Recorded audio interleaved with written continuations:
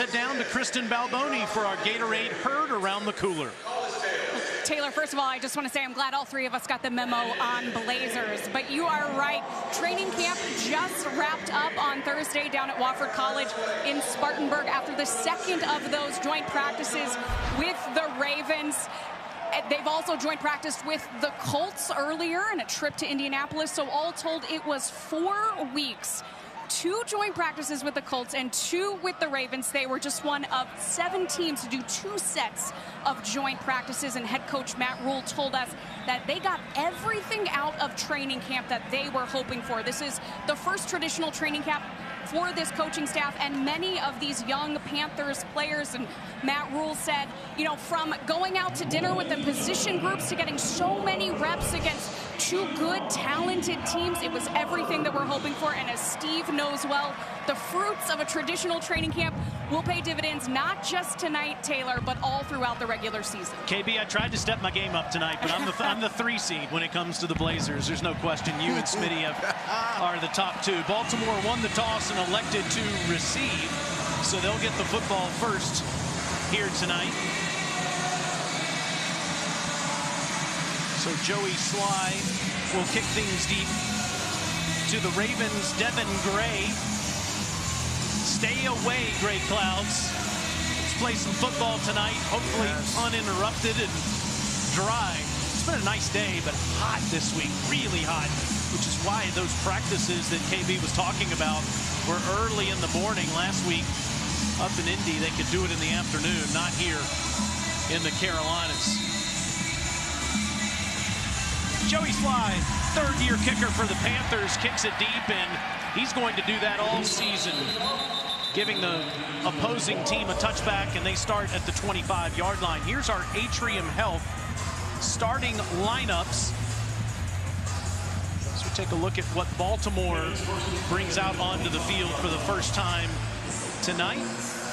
There you see the offensive line. Bradley Bozeman in the middle.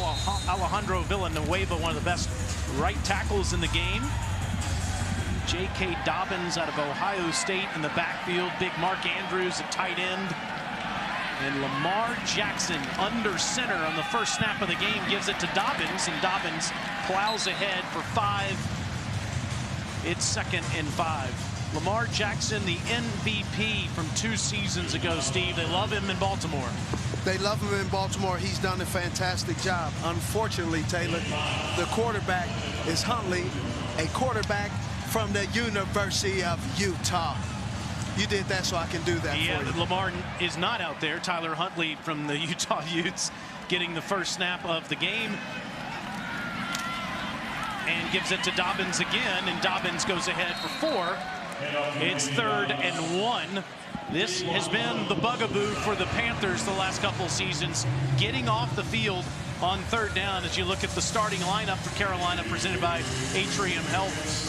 Brought over Daquan Jones and Morgan Fox to help Brown and Burns. We talked about Carter being the leader. Frankie Louvu's had a great August.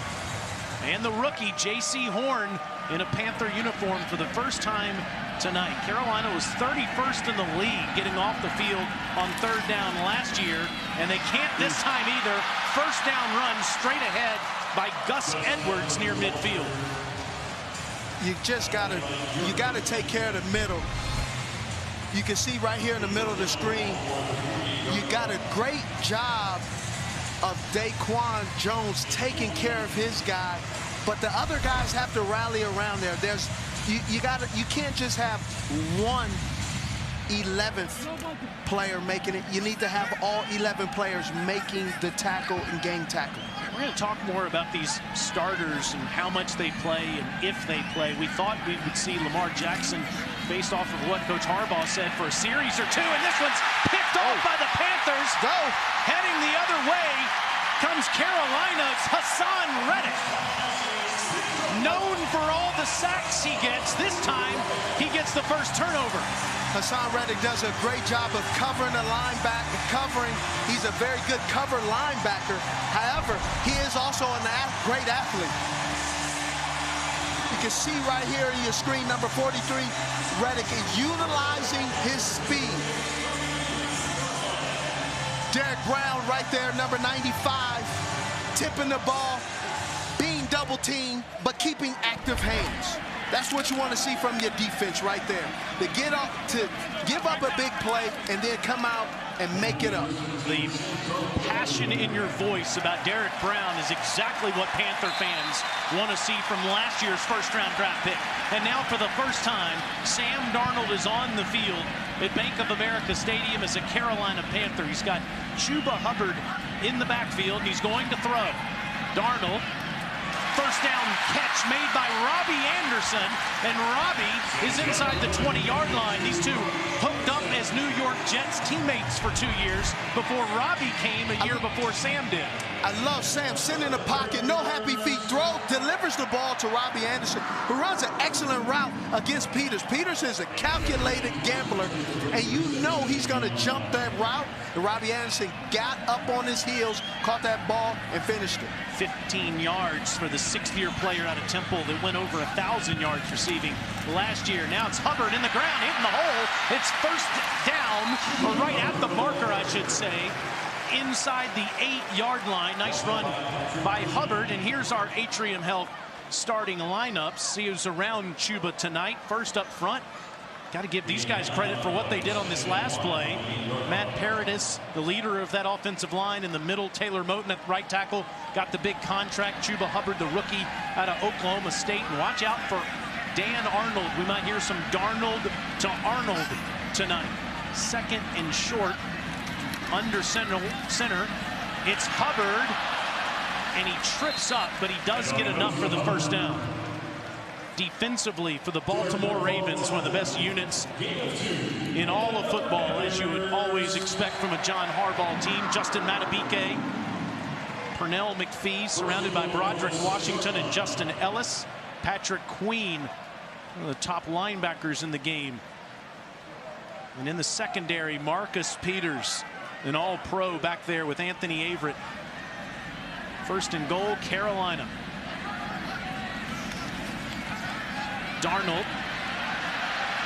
throws it out of the end zone. Nothing's home.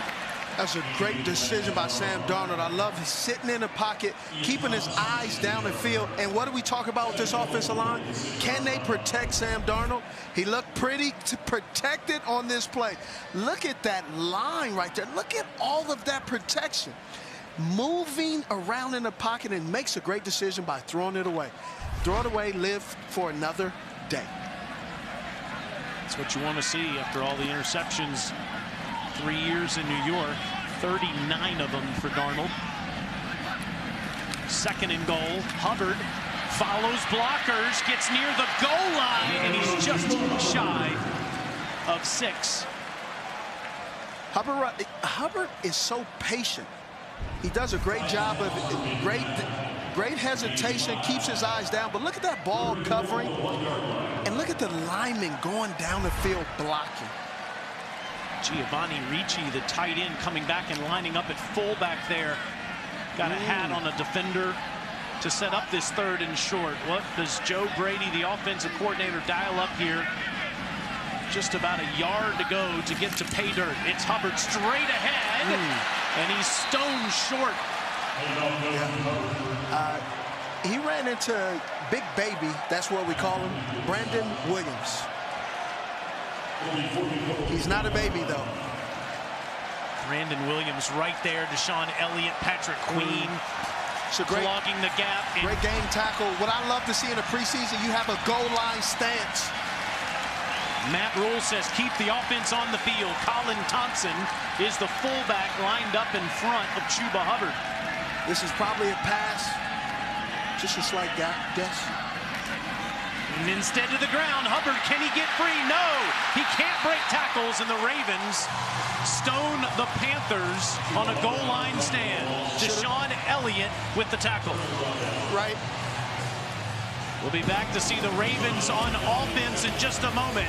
No score in Charlotte.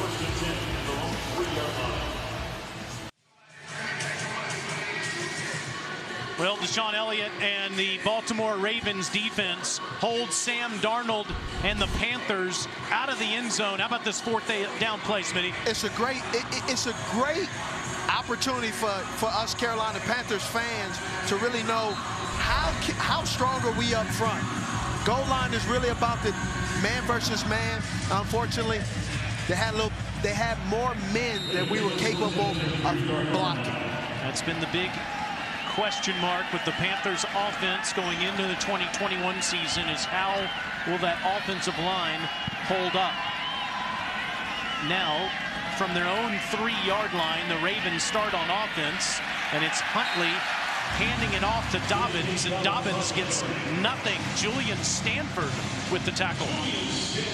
There's Sam Darnold, and that's probably it for him tonight, Steve. 1 of 2 passing for 16 yards. Had that nice ball to Robbie Anderson to start things off. I love when they came out. They allowed Sam Darnold to really get comfortable in the passing game. You can't get comfortable handing the ball off and other guys are doing your job. So I really love how they set the tempo for this offense. And we'll explain more on why he's only playing that much tonight as the broadcast continues. That ball's deflected as it's incomplete. Looking for the receiver, Devin Duvernay, out of his hands, 3rd down. You throw a pass like that, that'll get you a visit to the nurse's office. Very high throw, but I love the defensive stance. You can see the Carolina Panthers already know that the Baltimore Ravens are going to run the football. You go back to this right there, J.C. Horn, but also you have Hassan Reddick in there. You have so many active guys, and I believe Burns was in there as well. 3rd and 10, fake to Dobbins. At the goal line, this is really close to a safety. It's not. They say he's out of the goal line. A loss of 2. Brian Burns, after the big season last year, in the backfield there. Yes, but Frankie Louisville is well coming in at number 49. There's Luvu, there's Burns. It's 4th down, and now Sam Cook is punting from the very back of his end zone, right underneath the goalpost. And David Moore, free agent acquisition from Seattle, stands at midfield ready to return this one. Panthers don't come after Cook, who gets a great punt off. Moore backs up and fields it at the 42. Gets a block and is in the Ravens territory. It's a 58-yard punt and an 8-yard return. Panthers are back on offense, and Will Greer is coming out after this local timeout from your Panther station. Games include a great home schedule with the Jets, the Eagles, Cam Newton and the Patriots, Ron Rivera in Washington, as well as NFC South opponents. Visit Panthers.com/tickets to learn more. Charlotte's very own Will Greer on the field, getting to go with the second-teamers, maybe a little bit of the first-teamers tonight. We saw him in the second half go with third-stringers last week, so in this competition with P.J. Walker for the backup job, they want to give Greer this opportunity, and he quickly gets rid of the football to Terrace Marshall for 9 yards. What do you think of Greer? I love Greer. I really love what he does. He hasn't had the opportunity to really show what he can do because of COVID, didn't have a preseason. What's important now is Coach Rule and Joe Brady said they want to give him an opportunity with the 1s or 2s, because when you're playing with the 3s, you're kind of limited and just trying to play the clock out of the game. This was the problem last week when Greer was on the field. Ball start. Offense, number 77. Penalty. First down. It's Deontay Brown, the rookie from Alabama. They had 3 consecutive false start penalties. And they took him out already. On a big 3rd down last week against the Colts. They could not get the ball snapped. It was a false start, and he went straight to the sideline. He already knew it. It was like he was in trouble. Brown out of the game. Ricci in there at tight end. Greer dumps it off, and it's Chuba Hubbard, first down run. After the catch, and this is what he did so sensationally well at Oklahoma State. Hubbard is inside the 20 down to the 18. That's a 29-yard catch. It's a great play designed by Joe Brady to have a screen. You could keeping his eyes down the field. Will Grill sells that by keeping his eyes down the field, and then Chuba Hubbard does what he does great, which is when he puts his foot in the ground, he goes north and south. He doesn't go east and west. Little fun fact about Chuba, he's from Edmonton, Alberta. Yes, he is. Mike Gundy, the head coach of the Cowboys, went and got him north of the border, and he was the Big Ten Player of the Year 2 years ago. Now on the ground, he's near the 15-yard line. So you may be wondering, why didn't we get to see more of Sam Darnold tonight? He's been taking about 50 to 60 reps against the first team of the Colts and the Ravens the last 2 weeks. Yes. And so they felt like it was more valuable to get that experience during the weekend scrimmages than in the game. Now, having said that, Friday night, 6 nights from tonight, he's expected to play maybe as much as a half against the Steelers. It's going to be a real third preseason game that we used to see him when there was 4 preseason games. We'll get into that. Chuba's back there with Greer at quarterback under center, tries to step up, pocket collapses, down he goes, and there's a flag. Deshaun Elliott has had one whale of a first quarter. This is going to be a tough one. Might be a holding. Holding. Offense, number 85. The penalty is declined. Third down. Dan Arnold. Let's look at the O-line. Dan Arnold is not known for blocking. He's going against a pretty hefty defense. You can see right here, Dan Arnold is trying to figure it out. It's one of those, you get a penalty for holding because you also don't want to get your quarterback laid out. Sometimes you just got to take a loss. Arnold, as you said, known for catching the football. Ian Thomas, his teammate, known for blocking. It's a loss of 6 as the Ravens take the play on the sack. 3rd and 13. And Hubbard tries to get a few and fumbles the football. And I hate to say it this way, but he ran into a brick wall right there. Patrick Queen knocked it out. As soon as he went through the middle of the field. That's what Panthers do recover there. Dennis Daly, the offensive lineman, Smitty. Yes, great recovery. That's a great recovery. But what you can see, it was just a great job of the defender got lower than the ball carrier. It's going to happen sometimes. So now it's Sly coming onto the field to attempt this field goal.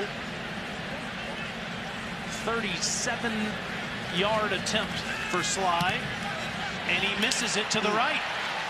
He's had a rough preseason. He missed a couple field goals last week.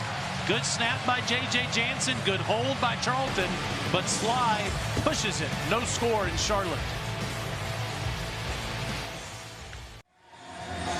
No score in Charlotte. Closed captioning for the Panthers television network is provided by Charlotte Eye, Ear, Nose, and Throat Associates, providing premier eye and ENT care to North and South Carolina. Smitty, the Panthers have been in the red zone twice, no points. No points. You go back to look at Joey Slye. I had the opportunity to sit next to, talk to Joey Slye. One of the interesting things I picked up, professionally understanding how the ball moves. He's really only in his 4th year of really honing in his skills as a professional of understanding how the ball moves and the wind and all that stuff. Missed it that time. Only kicker in camp. Look at all the pressure the Panthers provide in the backfield at that time. Christian Miller forcing the pressure there. Let's go down to Kristen. Taylor, we saw it on the broadcast just a little while ago. During that break, head coach Matt Rule took a seat on the bench, called the entire offense over. And the gist of what he was saying was that he was not happy with the mistakes that have led to 2 red zone trips and 0 points. You can understand it, as if you do that in the National Football League, you don't win. Panthers last year were 28th in the red zone. Already 0 for 2 tonight. Huntley in pressure, incomplete, out of the hands of Josh Oliver, the tight end. Frankie Luvu in the backfield. Really love Frankie Luvu, his perfect timing. He did this in college, coming off the edge, just getting off the edge quick enough, but slow enough so the quarterback, Huntley, could not see him, which really is something that he's done excellent at it in college, and also this thing, when he gets his hands on someone, watch out, mama, here comes that man. Rough start for the Utah Ute. 0 of 4 is Huntley with an interception. 3rd and 10. Standing in there this time and delivers a good ball right near the marker to Oliver. That was a great throw. That was actually a great throw based on the zone coverage of the Carolina Panthers. Last year, 72% of the time running zone coverage, and they're starting it off again as well. You have the linebackers in there. You have the linebackers, and Burns is trying to figure it out and trail it. I just love this creativeness that we're seeing from Coach Snow early on, yet in a preseason game. That is a first down for Oliver, and the Ravens are 2 of 3 on 3rd down tonight. Turn around and hand it off to Edwards, and Edwards gets a couple. Join us at Bank of America Stadium on Friday at 7:30 as the Panthers take on the Steelers in their final preseason game. Get your tickets at panthers.com/no-fees. And again, Smitty, it's a big game. It's just a huge game because this 3rd preseason game, final preseason game for the Carolina Panthers, is going to be a big one. Sam Darnold is most likely, all the starters are most likely, bearing any injuries, are going to play the first half. You're going to get your money's worth. Yeah, and final preseason game used to mean starters didn't play. Now starters are out there. Huntley fakes the handoff, gets to Oliver in the open field, and he gets another first down for Baltimore near midfield. And I'm interested to know what you think of this new plan with a 17-game regular season, the way that the preseason is unfolding with these 3 games. It's going to be interesting because it's new for everyone. Quick throw as the Ravens find some rhythm here, going quickly to Jalen Moore, first-year player out of UT Martin. Love the defense. They're active. You see they're playing a lot of zone coverage. And I keep using zone coverages because you're only going to play either zone or man. You can blitz all day, but is that going to put your corners on the island? We're trying to grow this team and seeing what they're capable of doing. That's what Coach Snow is trying to see today, and we're getting that opportunity. 2nd down, Dobbins spins, and he does not get there. Logged up.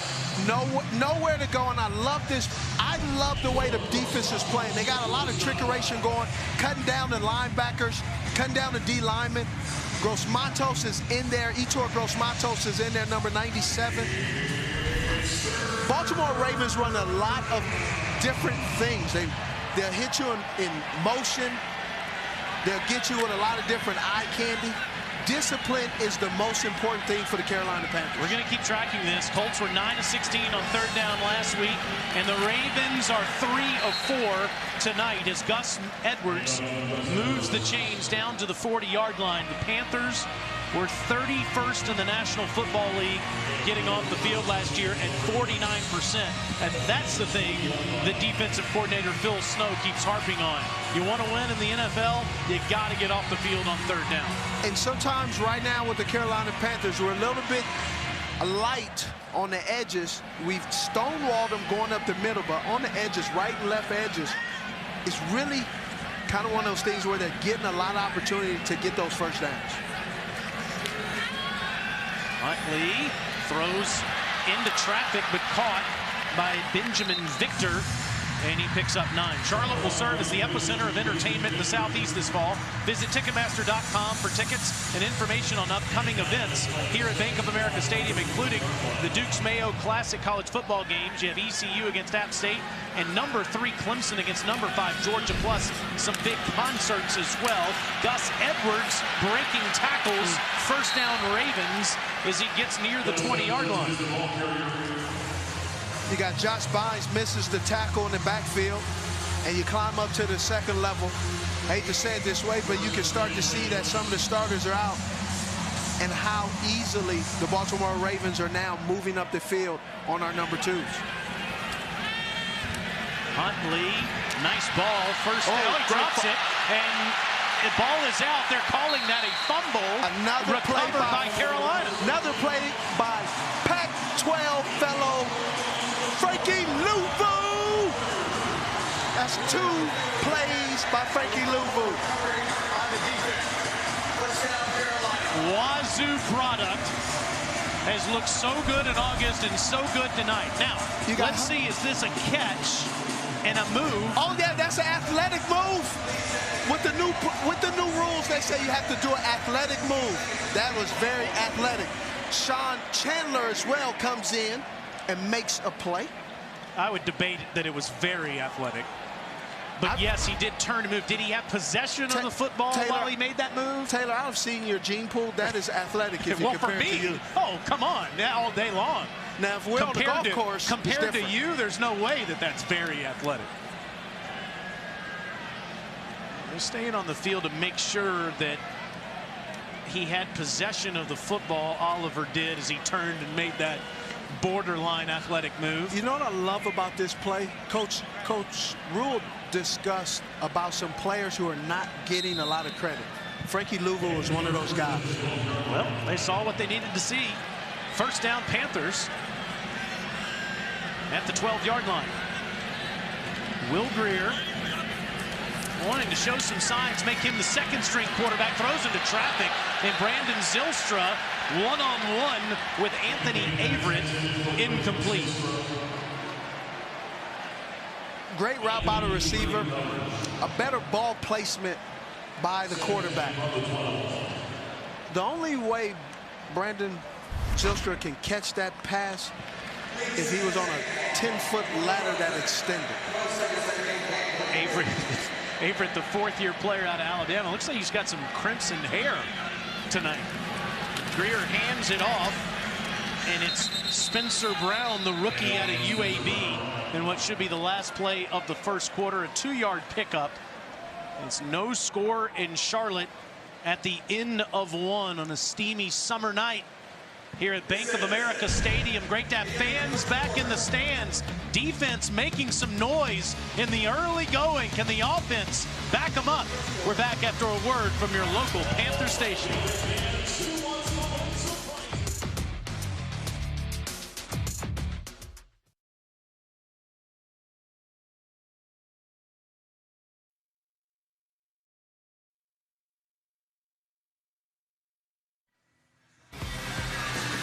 A look at our first quarter stats brought to you by Bank of America. You see the most important one, no score. How about that one, the bottom left? 2 turnovers. We got to make points off that. You get 2 turnovers. You got to have a splash play. You got a havoc play. What is a havoc play on defense? When you take the offense and make them crazy. You start to have them guessing themselves, and then you come out here and you become pedestrian-like. See if Will Grier and the Panthers can do something on this 3rd and 8. This has to be a pass. 4 receivers in the pattern, and Spencer Brown standing next to Grier. Will gets it out, one-on-one ball, sideline. Perfect ball to Terrace Marshall. Great catch. Terrace Marshall is becoming one of those guys. Last week, Terrace Marshall allowed the sideline to be his enemy. He squeezed it, kept it under control. The receiver utilizing, stacks it back, uses hands, looks the ball in, lay hands. That is what you do as a pro. 36-yard catch for the rookie out of LSU. Grier rolls out, throws to Tommy Tremble, the rookie, breaking tackles, staying in bounds, and down near the 30-yard line. Man, you love to see that from the rookie from Notre Dame. I love to see this from the rookie from Notre Dame, but I also love to see the patience by Will Grier. He has the guy open. He doesn't try to do too much. He just keeps it simple and throws it to the open receiver. He actually had 2 guys there. Let's see, tight roping. Yeah, he didn't step out of bounds. 12-yard completion. His dad, Greg, played for the Super Bowl champion Dallas Cowboys. Now Trimble in the league as well.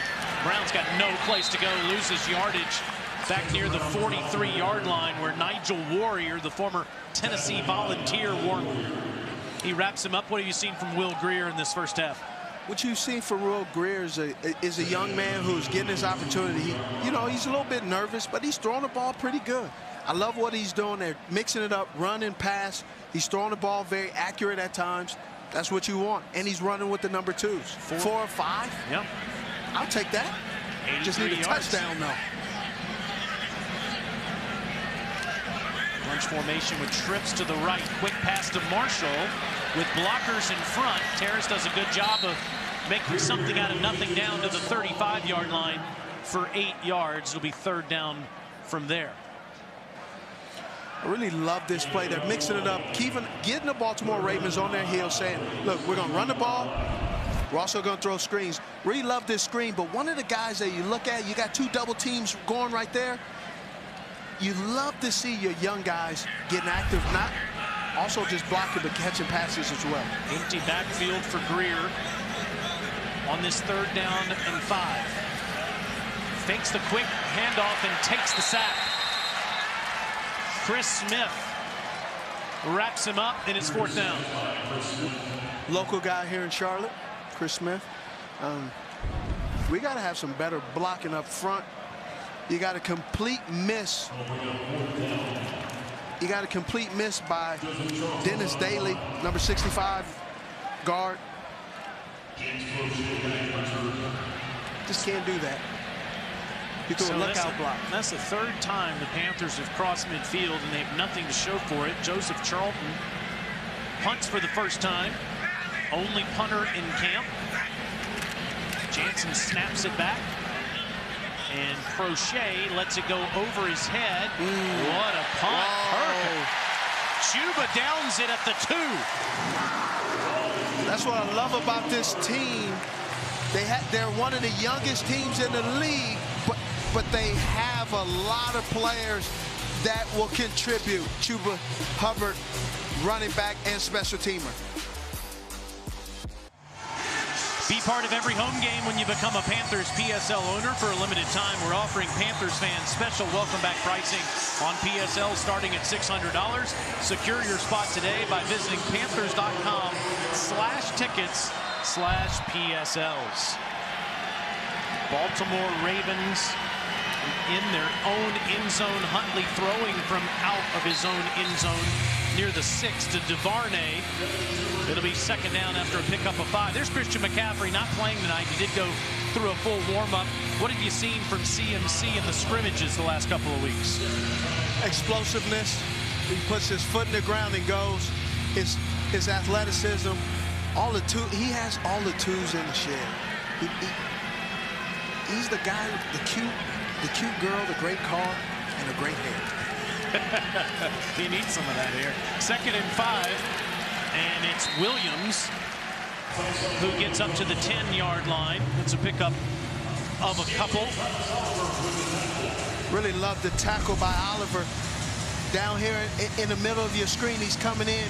When you see a DB that's making a tackle, generally in offensive meetings, they say you're being successful if it's back on back, meaning the cornerback on the running back. But when the cornerback is in the backfield, that's not good success for the offense. The Ravens are 3 of 4 on 3rd down tonight. This is 3rd and 4 inside their 10. Huntley gets rid of it. It's bobbled and caught, but Moore is short as he's wrapped up by Sam Franklin. It's 4th down. Sam Franklin, product out of Temple, was very active with his mouth in practice on Wednesday. But he's showing up today. Love his enthusiasm, love his confidence. And this is a young man that's battling for the last 4 spots that we'll get into later on the broadcast with this Carolina Panther team. Sam Cook's in his own end zone again, punting. Had a 58-yarder his first time. David Moore waits back at his 45. You got the Panthers having double up on the Gunners. That means that they want to have a good return. What a great punt. And that was a mistake on the returner.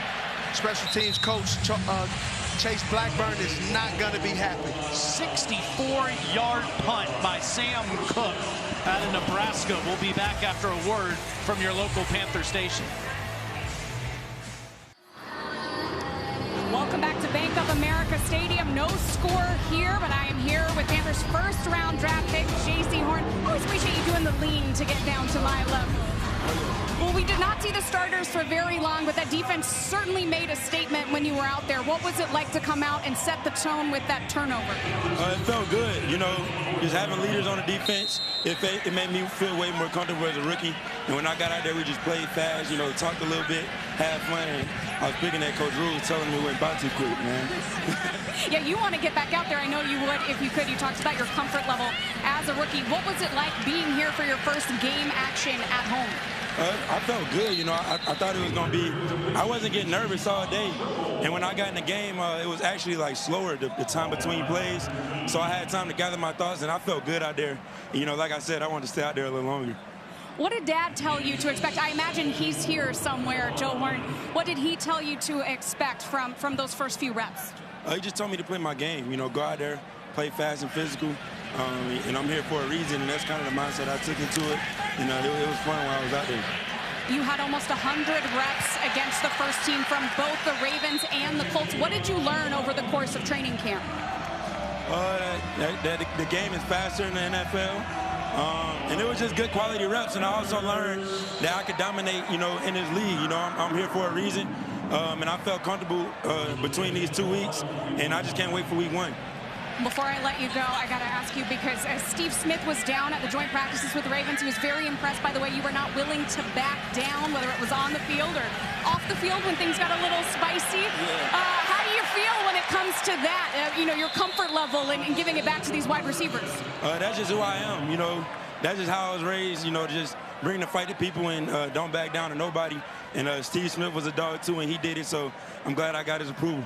Absolutely. Thank you so much, JC. Yes, ma'am. Thank you. His old teammate, as you were talking there, KB. Let's first hear the call. Defense number 26. The penalty is declined. The result of the play is the first. This is a crime right here. This is holding in every country, every state. Great catch by Shi Smith. I love the corner when he looks up and he says, "Hey, was it me?"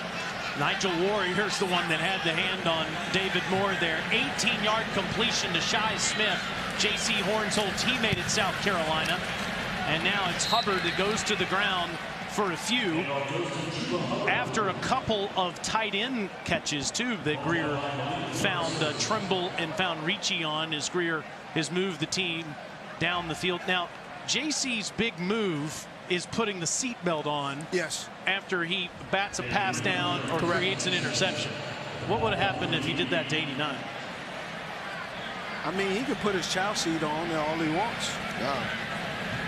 But here's the thing. What I really love about JC, he really comes from that athletic family. He understands, but more of anything, he understands how to play football. Right? When you understand how to play football, there's a big difference. Someone says, what do you mean understand? They all understand how to play football. He understands the mental aspect of playing football, how the day-to-day grind. Illegal formation foul. Offense. 5-yard penalty. Second down. Another penalty on the Panthers is going to back them up. It's just a procedural mistake. You got young guys trying to get up there. Coach Rule talked about it even with Sam Darnold. They want to make sure that guys are getting up to the line, getting ready, and allowing the play to get on. They're going too slow, so Will just got caught because the guys are going a little slow. So now 2nd and 12 back at the 43-yard line for Greer. Looking good on this drive. Dumps it off to Spencer Brown. Panthers love to throw the ball out to their backs in this offense, but doesn't get much there as Washington makes the tackle. Just finishing things up on J.C. Horn. When you make a first-round draft pick with the 8th pick in the draft, you're expecting somebody to be a Pro Bowler. J.C. Horn certainly looks the part. Mentioned his dad, Joe, in that interview. I know he's a friend of yours. The seatbelt is a good look. I like it. The foam, though, that Joe Horn came out with, that might be the most innovative of all. That gets kicked out of the game today. 3rd and long for Greer. Wide open, Shi Smith.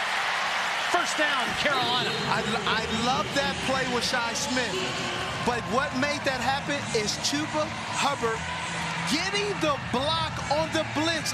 He picked it up. He was not known for that in college, but he came in and met him shoulder pad to shoulder pad. And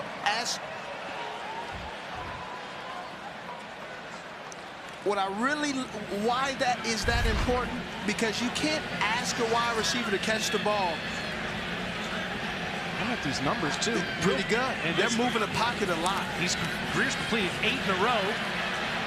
Make it 9 as Hubbard gets tackled in the open field. Doesn't get much there. It's second down. Greer is they're moving the pocket. Joe Brady's moving the pocket around a lot.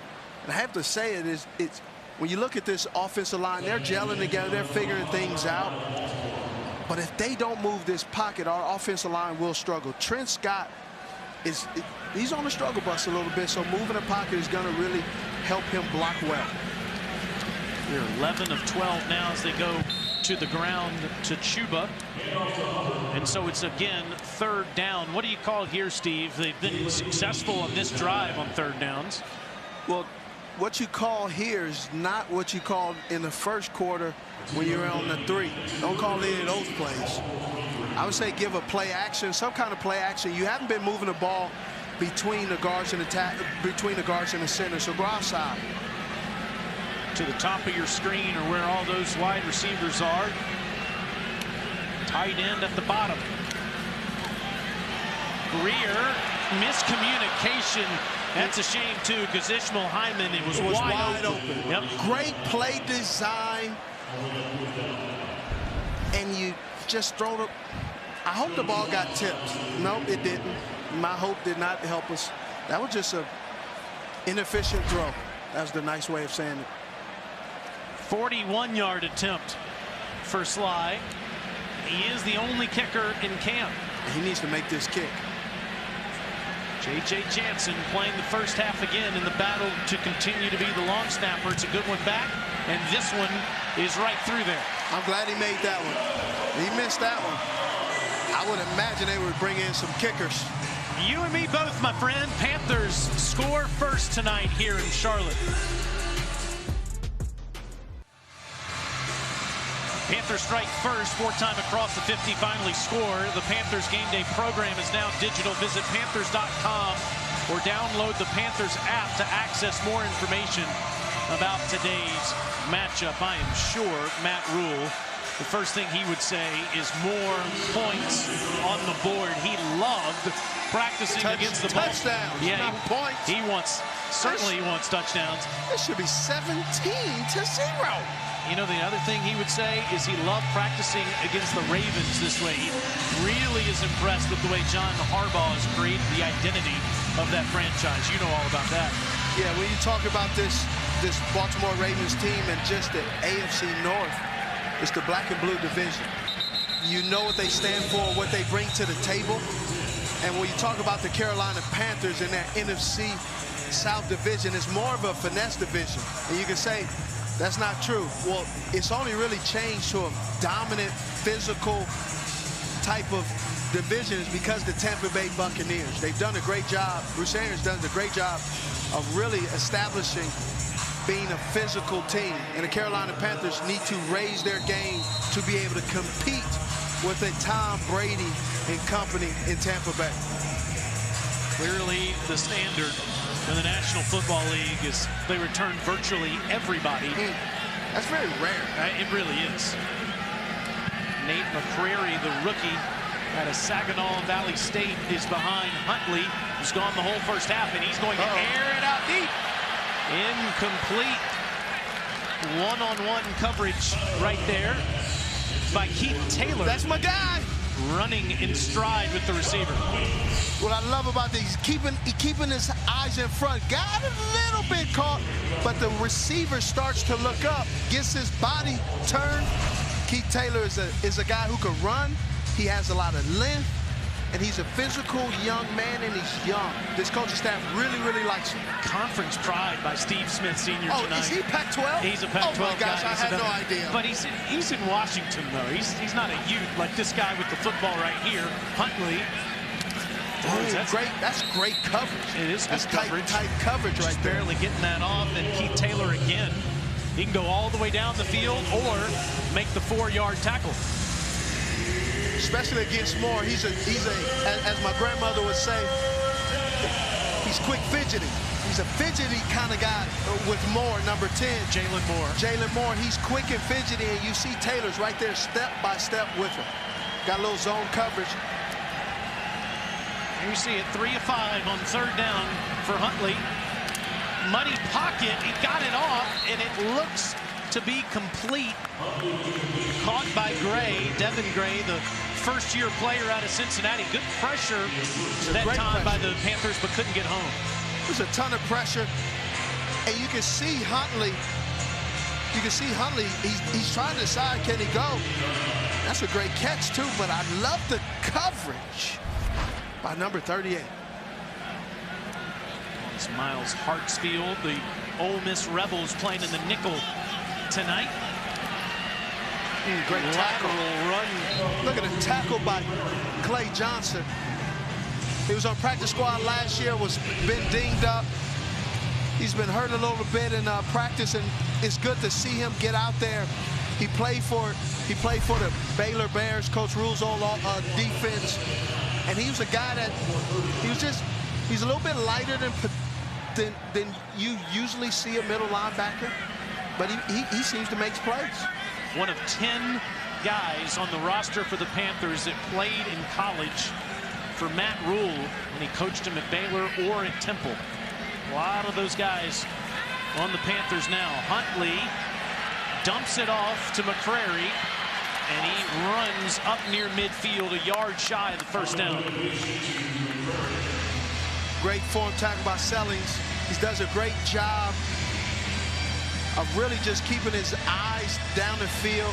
Again, the Baltimore Ravens do a lot of exotic things at the line of scrimmage, so our linebacker crew must keep their eyes disciplined and understand what's going on. 2-minute warning in the 1st half here. It's going by fast. It sure has. Bank of America Stadium. Fortunately, no bad weather yet. We're back after a word from your local Panther station. It's so amazing what they're doing there with that. Here's a guy to spotlight tonight. You just talked about Clay Johnston. He's one of many fighting to make this roster in a few weeks. Yeah, this roster battle is going to be pretty hot and heavy with the middle linebacker. You got to play special teams, as Coach Rule says, and he's a guy that does that. Can't get off the field on 3rd down again, as it's a completion for the Ravens, as it's McCrary out of the backfield, moving the chains. The Ravens, Steve, are 5 of 7 on 3rd down tonight. Yeah, you got to stop somebody. I mean, I know it's a little late, but Costco's still open. If you get you a big pallet of toilet paper, you can maybe stop the bleeding. But they're not stopping the bleeding on 3rd down right now. I got a membership card, too. I might want to borrow that. Love their cheese bakes. And it's no gain. And it's Clay Johnson, the aforementioned the Big Apple to the Queen City, you think? I think it's an upgrade. I like moving. I mean, I've lived in L.A. my whole life, and then now I'm technically a Charlottean now. Heck yeah, you are. Been here for 20 years. Yeah, but hopefully my mom's not watching, because she might text me. She doesn't like to hear that. You know, your hometown is where your mama is. Well, his mama is out in California, just like yours. Exactly. 3rd down. Huntley to Oliver, and he gets the 1st down. It was Sam Franklin going for the ride there. Yeah, what was that? Was that a full Uber or a half Uber? That looked like that was not a luxury vehicle. No, that was Clay. Clay came in, so they shared that Uber. Timeout, Ravens. You know, one of the interesting things, there's going to be a hot and heavy battle the next couple of weeks. When you talk about the you talk about the Baltimore Ravens and what they bring. They bring a lot of exotic plays in the run game, but they're passing the ball an awful lot. 16 DBs on this roster right now. But when you go back in 2020, they only had 12 positions in the secondary. 6 DBs, 6 safeties. 30 plays, 18 passes to your point. Thank you. 43 seconds remaining. Tyson Williams, the former Tar Heel, Gamecock, and Cougar in the backfield. Huntley gets it to him somehow. Wow. How did he do that? And Williams, first down. You know how he did it? You know what it is? It's a Utah thing. Well, he threw to a BYU Cougar. There's Keith Taylor on the ground. You don't want to see that. No, that's my playmaker. Lost Troy Pride for the season last week in Indianapolis, and Taylor, the rookie from Washington, having to be tended to. Hope it's nothing serious. J.C. Horn and Dante Jackson over on the sideline watching. This is going to be interesting with Taylor being out. You have A.J. Boye, who's dealing with some injuries. Again, I said, you got. We'll see what happened here to Keith Taylor. Get a report on him and be back in just a moment. Good to see Keith Taylor make it to the sidelines under his own power. Yeah, he's all right. You know, he's moving around a little bit. Just put a little hot sauce on that chicken wing, you'll be good. 33 seconds left in the first half. Both teams have 2 timeouts. This is the second trip for the Ravens into the red zone. They fumbled the first time they were down here. Looks like a cover 4, dropping in the coverage. 4 receivers. Instead, a handoff to Williams. And Tyson gets inside the 15-yard line. It's kind of crazy. Williams played for all those colleges. Started at UNC, then went to South Carolina. Finished his career for your arch rival, BYU, but got a lot of experience in these parts. He does have a lot of experience. Here's another thing we're not even paying attention to. It's kind of over. You got Rashad Melvin, number 29, who used to play for the Baltimore Ravens. Now he's a DB for the Carolina Panthers, and last week played against his other old team, the Indianapolis Colts. Well, there's a good chance Rashawn Melvin played for any team in front of us on the field. It's his 10th team in 8 seasons. So is it safe to say that possibly they may pick on him since they know his pedigree? 2nd and 5 for the Ravens. Near the 15 with just 29 ticks left. They do have 1 timeout. Huntley gets it off. Nice open field tackle on Prochet by Miles Hartsfield. Clock is stopped with 24 seconds left. And that's the last time out for the Ravens.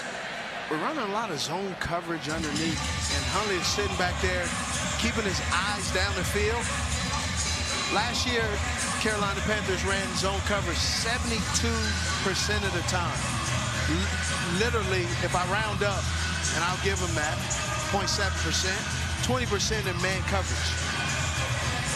So right now, if you're going to sit in zone coverage and you keep giving up, it's 3rd down. Keep giving up all these underneath routes. Eventually, this bend that don't break, you're eventually going to break. And we saw that last week as well.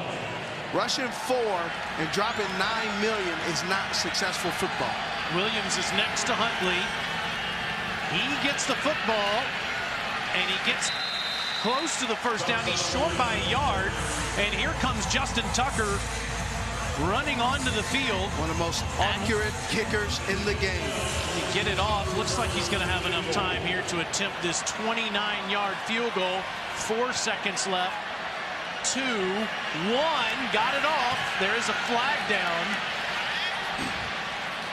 Now you saw Sam Cook come in with the towel. That is emergency football, alert field goal.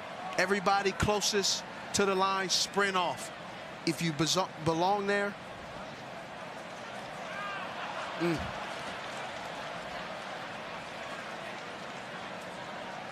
Would think they'll accept the penalty, and it's 3-3. Number 93 defense. The penalty is declined. The result of the play is a successful field Legal goal. procedure tells me that the defensive lineman was stacked over the center. The long snapper. They want to protect the long snappers. Well, a lot of points left out there by the Panthers in the first half. I know Matt Rule will concentrate on that as John Harbaugh and the Ravens go into the locker room tied with Carolina at 3. Your halftime report is coming up next from Bank of America Stadium here in Charlotte.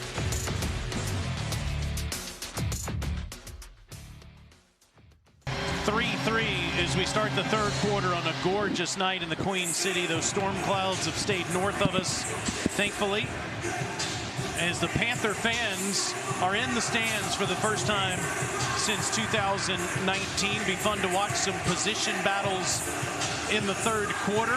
One that we have our eye on is Will Grier and P.J. Walker as they battle to be Sam Darnold's backup. Somebody's paying a little closer attention to all of that than us, Steve, is the general manager of the Carolina Panthers, seated between us right now. Scott Fitterer, welcome to Charlotte. How are you? Great. Thanks for having me. You enjoying yourself? I am. This is a great city. You know, good fan base. My family loves it here, and we're having a great time. And, you know, working with Coach Rule has been really special. Really getting to know him, putting together a young team like we have, young, aggressive team. I'm really excited about the future of this organization. Scott comes over from the Seattle Seahawks, where you led their college scouting department for a long time, working hand in hand with the front office there and becoming the general manager of the Panthers. First and foremost, Scott, I know creating an identity, the way you play, that's what Coach Rule talks about all the time. What do you want that identity to be? You know what? We have to have great effort, great toughness. We want smart football players. And we really want to be a physical football team. We want to run the ball. We want to play great defense and play with great effort. And that's what we're doing. Scott, how do you take what you have experienced and learned in Seattle, which was extremely successful, and now you're running your own operation and do it and put your stamp on it? What does that look like, and what has that transition been like for you? You know, I was really fortunate to work with you know, a great organization in Seattle with John Schneider and Pete Carroll, and really just you know, the identity that they built. We knew exactly who we are. We knew exactly what type of player we wanted, and that's what we brought over here. And so we combine that with what Coach envisions this team to be, and that's how we're going about it. And we're going to be really aggressive with our approach. You know, there's a certain style of player that we want, a certain, you know, build, and just the play style, the effort, the physicality, and the toughness. So what kind of players do you guys want then?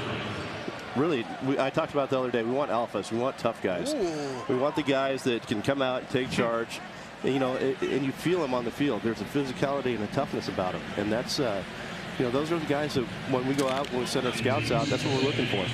It's the J.C. Horn type. That's the J.C. Horn. It's the Steve Smith. That's right. Will Grier still on the field, Scott, here at the start of the third quarter. 11 of 13 tonight for 144 yards. We saw P.J. Walker play the entire first half last week. Grier in trouble, somehow gets out of it and gets something out of nothing. What have you seen from Will tonight? You know, I thought Will's been really efficient tonight throwing the ball. He's found the young receivers, you know, Terrace Marshall, Shi Smith, guys who are making plays. He hit Chuba out of the backfield. So I think he's been really efficient with it. What we need to do is finish. We need to get in the end zone. We can't play for field goals. We're down in the red zone twice, and these are learning moments for us, and this is where we have to grow as a team, is finishing these drives.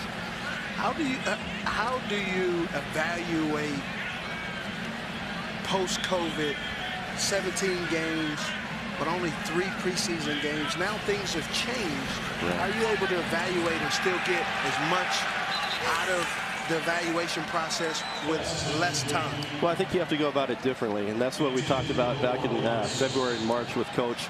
And so we went with the joint practices. We thought, hey, if we get 2 really good practices in, each with Indy and then 2 more with Baltimore, that gives us a really good look. Those are game looks. Those are where we can evaluate our back end of our roster.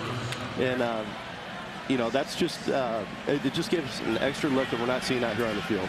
Grier's pass was deflected by Nigel Warriors. He was looking for Omar Bayless. So 4th down. Panthers now just 2 of 7 on 3rd down tonight. Barely getting that one off as Charlton bounces back for the Ravens near the 35-yard line. Scott will stick around for a few more minutes with us. Let's watch the defense coming up next here in Charlotte. Welcome back to Charlotte with Steve Smith Sr. and Kristen Balboni. I'm Taylor Zarzer. We're joined by the general manager of the Carolina Panthers, Scott Fitter. Scott, in your first draft as the GM, here's the guys that you brought in. So much focus on JC, and rightfully so. But how about some of these guys you got in the later rounds? Yeah, you know, Chuba's come in. You can see the explosiveness that he had, especially 2 years ago. He battled injuries last year. I think he's got his speed back. You know, he's made some big plays for us. Terrace Marshall, he's come out. He's really been, like, lifted our offense. You know, we always have Robbie, we have DJ, but now we have Terrace, we have David Moore. So he's an explosive weapon that we have. Shai Smith has done a great job. That's my guy. Shai Smith. And then I tell you what, Brady Christensen came in last week, played right tackle, played left guard, and he played really well when he was in there. I thought he was really efficient. You know, he had good sets, was patient with his hands. You know, and did a nice job there. Did you see that just there? Scott was ready to call it complete. I mean, we have my man Freddie Kiger calling it complete over here. Scott was ready to do some play-by-play there. I hear him talking about Christensen. He's doing a great job, but I always got to give them less credit because BYU. This guy will not get over that, by the way. But he did do a nice job. And he actually did do a good job. I just always got to give him a side eye. Yeah, gotcha. Well, you know, and another one, you know, Keith Taylor really did a nice job out there. You know, there was some. You see him during practice. You see him during practice. You know, making great plays, and we just want to see it carry over the field out here. Frankie Louvu had a good game tonight. What, he is fun to watch. Well, when we talk about his effort, or when we talk about effort and toughness and physicality, Frankie Louvu is the type of guy that we like. This has got to bring back some memories. What you see on the monitor here in the draft evaluation room, you guys were all spread out down there as you were making those picks. And here's the big thing here, Scott, that Phil Snow, the defensive coordinator, keeps talking about: getting off the field on 3rd down. 6 of 9. And there's Louvu. Frankie Louvu. What was his evaluation coming out of college? Now, I think it's a blessing because we got Sam Darnold from the Jets. Frankie Louvu was at the Jets too, so we've established that the Jets don't know what they're doing. Obviously, hey, this is me saying it. You didn't say that. I said those are Steve's words. Joe Douglas is a heck of a GM. I'm not talking about Joe Douglas. Joe Douglas does a great job. That's why he got a new coach. No one said anything. I think you started with Louvu. I tell you what, Louvu, he's a little bit of a tweener coming out of Washington State. He's still have the same play style, but was he a linebacker? Was he a pass rusher? What he is, he's a football player. This guy just goes balls out, and he is rushing the quarterback. He's affecting plays every time he's in there, and he's a great special teams player. He's a fantastic special teams player. Talking to Coach Rule as well. You talk about the 3rd phase, which is special teams, but punt return and kickoff has really not been there anymore. So a guy like him has to be able to play defense as well. Yeah, you know what? Punt return is something what we really want to focus on. We need to get better. You know, we added David Moore. We're working with young guys. We don't want to put necessarily Christian or DJ back there to do it. They can definitely do it, but we don't want to expose them. So really hoping David Moore takes ownership of that position. Here's P.J. Walker into the game, handing off to Spencer Brown. P.J. started the Detroit win last year in relief of the starting quarterback, Teddy Bridgewater. You see what he did last Sunday. Fair to say this is an open competition for the 2nd-string quarterback position? It's wide open. Wide open. And, you know, P.J. did really well last week, making plays with his feet. I do want to see him finish with the throws downfield because he can really create on his own. And then, you know, Will came out tonight and was really efficient throwing the ball. So it's a good battle for the number 2 spot. 2nd down after a short gain by Spencer Brown, who's impressed. Now Walker airs it out. One-on-one. Shai Smith made an incredible catch last week on the sideline. He caught that one, but he was out of bounds. Even though he's out of bounds, I'll take that. I would too. I love it. High pointing the ball, not allowing the DB, who's a taller DB, to really come down and contest that pass. Yeah, I mean, That's Shy's competitiveness. He knows how to do it. He's got great ball skills. You know, to see him finish, he knows out of bounds. That's great. I love to see these young guys go out there and compete like that. You can tell he's starting to get more comfortable. A couple of weeks ago, he wouldn't have finished like that. Now you're starting to see he's getting comfortable like he was at South Carolina. Well, you get out of like trying to remember what your steps are, what the plays are. Now they're starting to play football. They've had enough reps during training camp. A little confusion there with Ricci and Shy running a similar route over Shy's head. And the Panthers will punt here on 4th down. You got to cut the roster down to 80 this week, and then of course you have a few more weeks to decide when you get down to 53, which I would think, Scott, means that you're going to see a lot of those first and second stringers play next Friday night. Yeah, I think we're definitely going to see the first team out there for a while. That was, you know, the way the roster cuts are this year, the 5, you know, the first week, 5 the second week. It really puts an emphasis on these the vets to play in that 3rd game for us. And so we're going to see more of Christian, more of Sam Darnold next week. Charlton, another really good punt. Prochet at his 29-yard line, and he's back ahead to the 43. 50-yard punt for Charlton. Scott, all the best, my friend. Thanks for hanging out with us for a little bit. Great. Thanks for having me. All right, Scott Fitter, the general manager of the Panthers, as we see Sam Darnold and the Panthers tied at 3. We'll be back after a word from your local Panther station. For tickets and information, tied at 3 with 11:22 to go in the 3rd quarter. It's the best start for the Ravens as they are near midfield. Still the Utah Ute, Tyler Huntley going the distance. We thought we'd see Lamar Jackson for a drive. We did not. Nate McCrary. Whoa, look at him breaking tackles. Well, if you wrap up.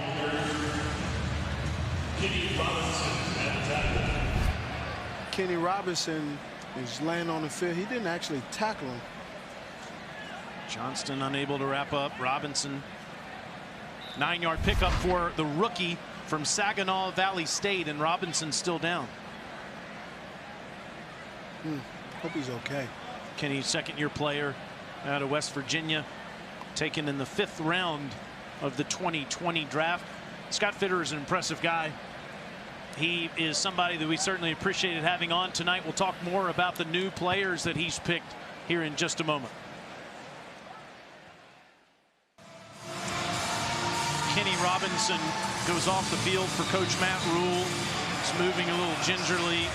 Coach Rule's secondary has been a bit banged up in August, Smitty. A.J. Boye came over from Houston. He's yet to play in one of these preseason games as McCrary has the first down run. Robinson's banged up, and last week they lost Troy Pride in the Colts game. It's going to be very interesting. Again, you know, on the roster, 16 guys, but really only going to go with 12 guys on the roster. But if you have 2 or 3 players who you were counting on when you constructed this roster who are injured, you can't afford to have an A.J. Boye be on IR day 1. He's a guy that you counted on to play in the slot. So it's going to be very interesting, but it does allow you to get your young guys experience a lot quicker than you anticipated. Huntley, good ball to Tylan Wallace, the rookie from Oklahoma State, who was Chuba's teammate last year. It's a 12-yard completion. 12-yard completion. They're in zone coverage. Jalen Julius has to put his foot in the ground and come downhill. He's playing a little bit timid. He's a young guy, and you expect that. But you got to let your football instincts kick in. You can't let the big stage and the lights diminish what athleticism you already have. That's why you were drafted. McCrary gets a couple down to the 30-yard line as Julian Stanford's played a good game tonight. He's played a monster game. He stays square. He's not getting a lot of we're not calling his name because sometimes he's just doing his job. He's staying in his gaps, being fundamentally sound. That's what you want from your guys in the 3rd and 4th quarter. If you watch a lot of these preseason games, the 3rd and 4th quarter, it's a lot of fundamentals that go out the window. Trying to make this team maybe back up Shaq. That ball into a window, caught, and the move by Wallace down the sideline and just shy of the end zone. And he's a very physical young man out of Oklahoma State, runs crisp routes. Really good. Jalen Julius should have made this tackle. You see he's sitting there, comes in, just a tad bit late on the wrap up. Great job of pursuit by the fellow Panthers. Doug Middleton as well, number 37. Kept him out of the end zone there, but it's a big pickup. 27 yards. I'll anticipate a pass play on this.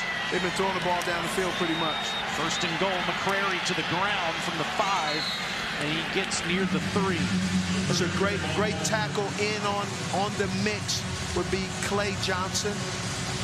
For a guy that has been injured the last couple of weeks in training camp, he's pretty active today's game.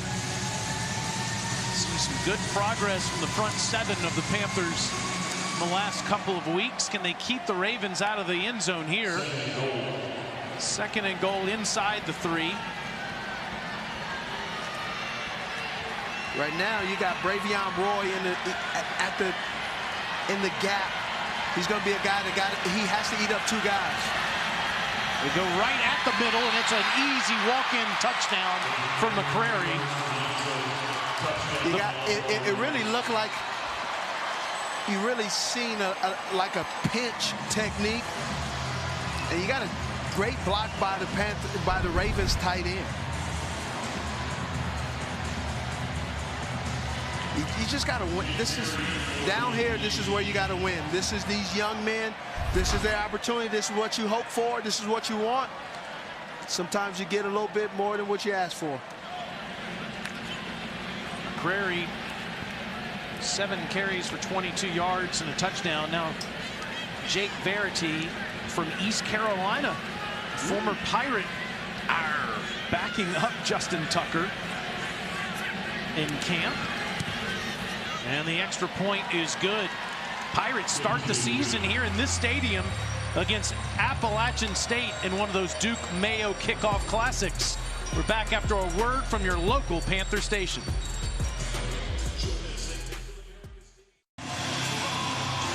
Ravens lead the Panthers 10-3 midway through the 3rd quarter as part of the Carolina Panthers' ongoing support for high school football. The team is launching the Carolina Panthers Big Friday High School Football Series, a 3-game package of marquee high school football games played at newly renovated American Legion Memorial Stadium in Charlotte.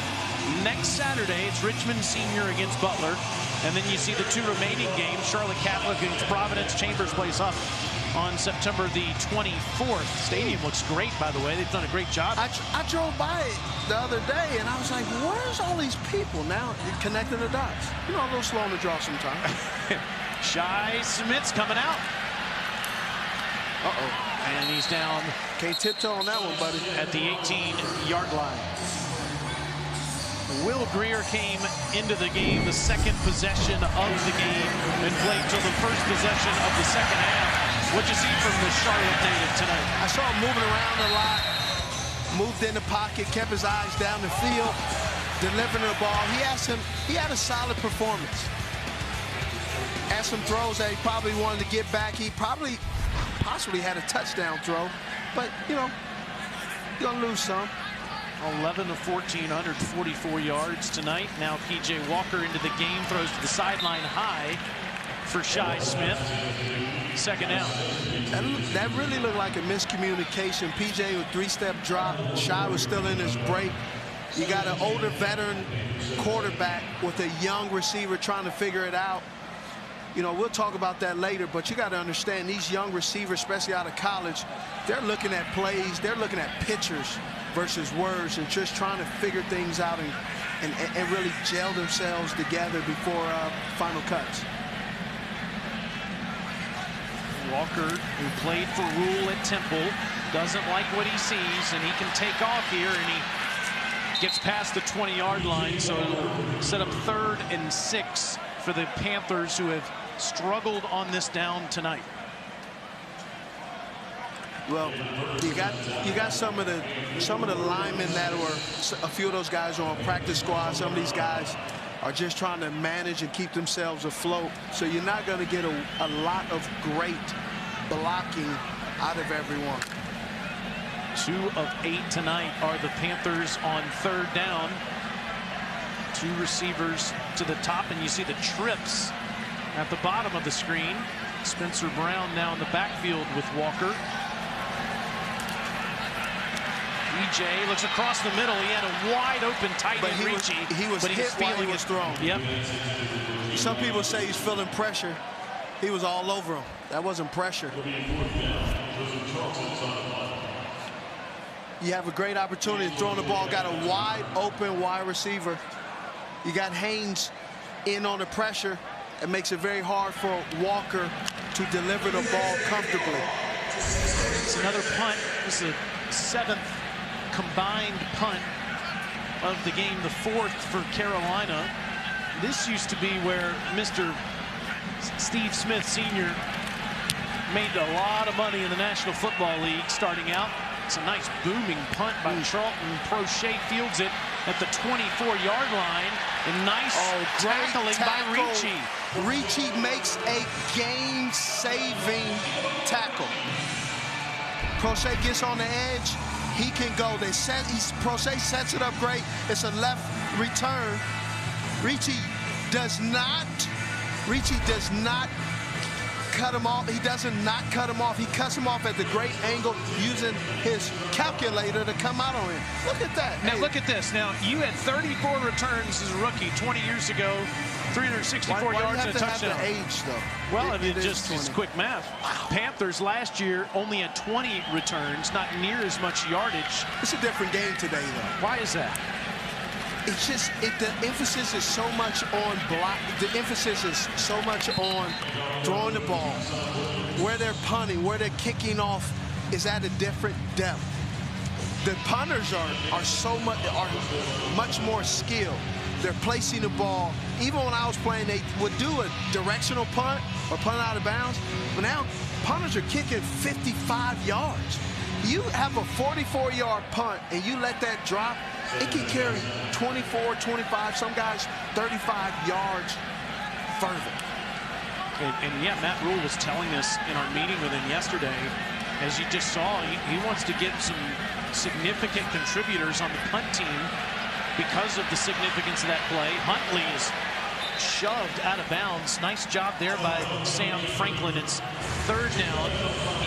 He said on kicks, though, it's a different story because he expects Joey Sly to kick it out of the end zone every time. Yeah, for a touchback. And so he's not as worried about kicks or kick returns because you don't have nearly as many opportunities to return a kick these days. So if you don't have that, if you don't have those two special teams to deal with, that means you got kickoff return and really kickoff, and that's it. Now you just got guys that can also contribute on defense as well. So you got the more you can do. I'd love to force a punt here. Ravens have been converting on 3rd down, and they do it again. 7 of 11 tonight. Let's go down to the field. Kristen Balboni with Run CMC. That's right. I'm here with the superstar, Christian. We haven't seen you in a preseason game yet, but we know that the starters got about 100 reps over the course of those 4 joint practices against the Colts and the Ravens. How did it feel being out there going against their ones? Yeah, it felt great. Those are 2 really good defenses, so it's a good challenge for all of us just to see, how we match up against 2 good teams. So it was a lot of fun. It's August 21st. I'm just thinking back to August 21st of last year. And how much further along this team is just in terms of the offseason and a full training camp, a full 4 weeks. How would you describe the difference between where this very young team was last year versus now being able to spend all that time together? Yeah, we're really just focused on this year's team. Last year's in the past. Everything that happened there is in the past. So we have a mature team, for how young we are. We got a lot of guys who work really hard, and that's what it's about, just about showing up every day and, doing our job and making sure we're holding each other accountable and, doing the best we can to go out and win games. We saw the starters out here for a series. What did you make of how they looked? It was good. It's nice just to get out here and play and be in these situations. So I thought the O-line did a great job. Obviously the defense did a hell of a job getting a turnover on the first possession. It's just up to us. We just got to finish it in the end zone. But it's good that, when mistakes are made in these games because we have time to correct them. But it's just definitely got to have a sense of urgency in correcting them. So, we're excited to continue to grow. All right, Christian, thank you so much. Appreciate it. Appreciate it. Thanks. Well, clearly they need one of the most impactful players in the National Football League to be right again, and you see what he did 2 years ago. 2019. That's just crazy stuff right there. 2019, 1,000 yards receiving, 1,000 yards rushing. He also, too, had over 752 yards after first contact. Made 49 missed tackles out in the open field. He's just an impact player. Almost 6,000 career rushing and receiving yards with 45 touchdowns. That's crazy. Here's the key. The key is all Panther fans are wondering this. He had the high ankle sprain last year, and he had the shoulder injury. Yep. Yet you believe, and everybody that's watched him the last couple of weeks believes, he's back. He's the same guy again. He is the same guy. But you also got to have some other guys that step up that are running backs that can take some of that load off of him so he can become fresher. And just imagine, fresher? When you are a running back that already has 1,000 yards receiving and rushing, and now you can also be in the backfield with another running back and they can't key on you, that's when things become dangerous for the Carolina Panthers. And CMC is one of those guys that makes you dangerous already. It's great news for him coming back at full strength. Meanwhile, on the field, the Panthers did force a 4th down, and the Ravens are going for it here in no man's land at the 42-43 yard line. Huntley hands it. First down Ravens as Tyson Williams moves the sticks. Update your gear for the season. Check out the hottest new Panthers merchandise at shop.panthers.com to have gear delivered directly to your door.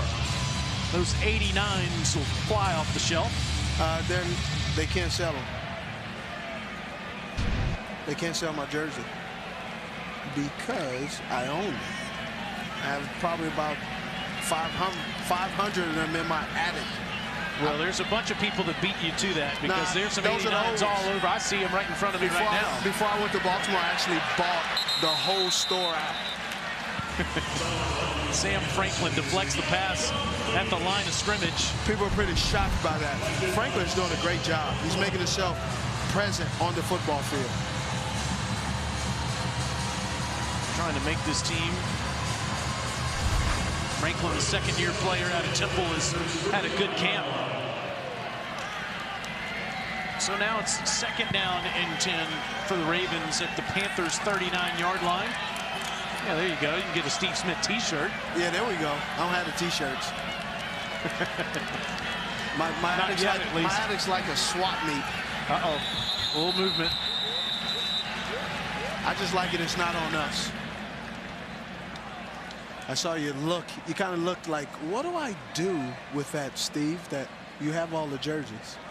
It's just one of those things. You know, I'm a weirdo, so I went, when I was leaving, I knew what was going to happen. Defense, number 68. 100 penalty. Still second down. Walter Palmore was the guy that bumped into a Raven. He just got to the Panthers this week. Second-year player out of Mizzou. Give him some grace. He just got here. He got here on Wednesday. He doesn't know the snap count. There's one. There you go. Keep that on. I like it. Run away from Smitty if he sees you. Friday night. Hey, that's the only way you can't be a monopoly if you can't control the product. Mr. Businessman will be back here as the analyst Friday night at 7:30 for the Steelers and the Panthers. McCrary gets up to the 31-yard line. I'm pumped for that game because I'm super excited. We're going to get to see the starters for probably a half. Probably. We're going to see it for a half. I'm excited. I would imagine Pittsburgh is going to do the same thing. It's going to be pretty exciting. There's Christian Miller. Hopefully he's okay. He was hobbling around a little bit. Love seeing him back on the field. Did not play last year. Looked good in 2019 coming out of Alabama. His dad, Corey, of course, a great player with the Giants. And we have a whistle. 12 men on the field for the Panthers. Sorry. 12 players in formation. Defense. 5-yard penalty. Results in a first down. These are the things Matt Rule wants to clean up. Be part of the action when the Carolina Panthers take the field in 2021. Enjoy no fees for next Friday's matchup versus the Pittsburgh Steelers, as well as other select games. Visit panthers.com/no fees to learn more.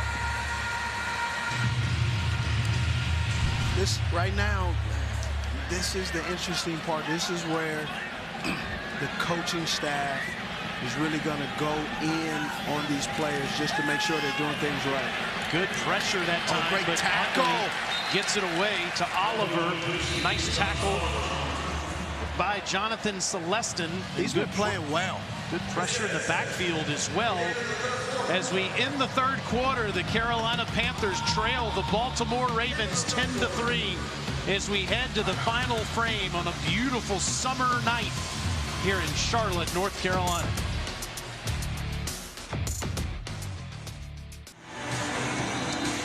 Stats after three quarters are brought to you by Bank of America Stadium.